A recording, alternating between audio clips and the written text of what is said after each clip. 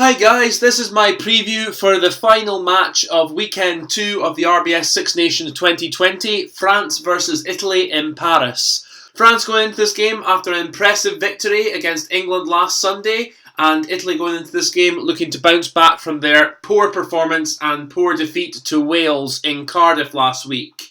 France have made one change for this match with Viri Vakawara picking up an injury, so he misses out. In comes Arthur Vincent.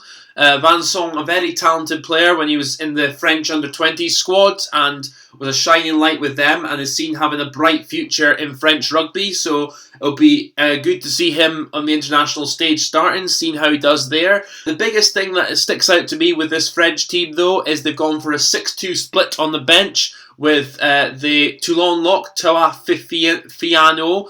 Pardon me if I pronounced his name wrong, big Toulon lock.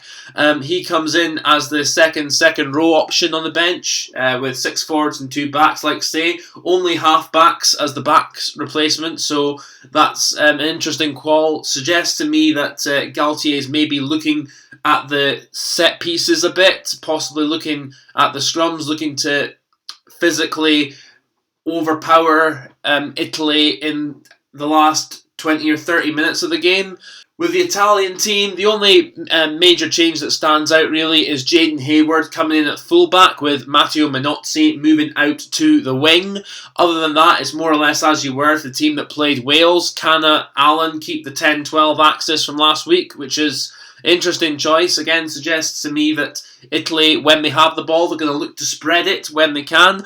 But the problem is, of course, execution, and the forward pack need to make sure they're giving that backline a platform and that they're being consistent with getting to breakdowns and securing their own ball. How I think this game's going to go?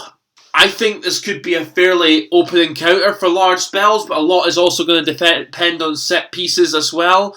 I think France will have to shore up their set pieces from last week, because that was the one area they fell short on against England, where they lost something like 6 or 7 lineouts and they were mullered in the scrum for large parts as well, so they need to tighten that up as well. And Italy were good in the scrums against Wales, one of the few areas they got right that game. That on form suggests leaning towards Italy, but in open play, absolutely France. If they can be as intelligent, as smart, and execute their basics as well as they did against England in how they set themselves up as well, I think they'll have no problems defensively. France's structure, as was evident last week, Shaun Edwards' structure is definitely there. It's just a question, I think, against the bigger teams, against how they can hold out for 80 minutes. But Shaun Edwards has done a magnificent job getting them to where they are in such a short space of time. If the Italians don't get things right in attack and they don't know when to spread the ball wide, when to be direct and to be creative, and also to make sure they're getting their basics right, then it could be a long afternoon for them against that French defence.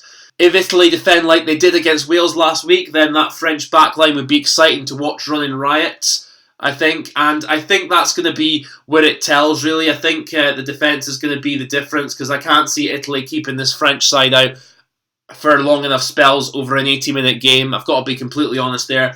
That's why I'm going to France for a France win. I think France are going to win this by 20 or 30 points. I think Italy might have their purple patches in small moments in the game. I think Italy will get a try or two. I don't think they'll be scoreless this weekend, but I think overall France should have too much for them. Anyway, that's my thoughts on the game, guys. Hope you like what I had to say. Should be a cracking weekend of rugby. I've got reviews coming up of each match afterwards, and more videos coming up next week, hopefully.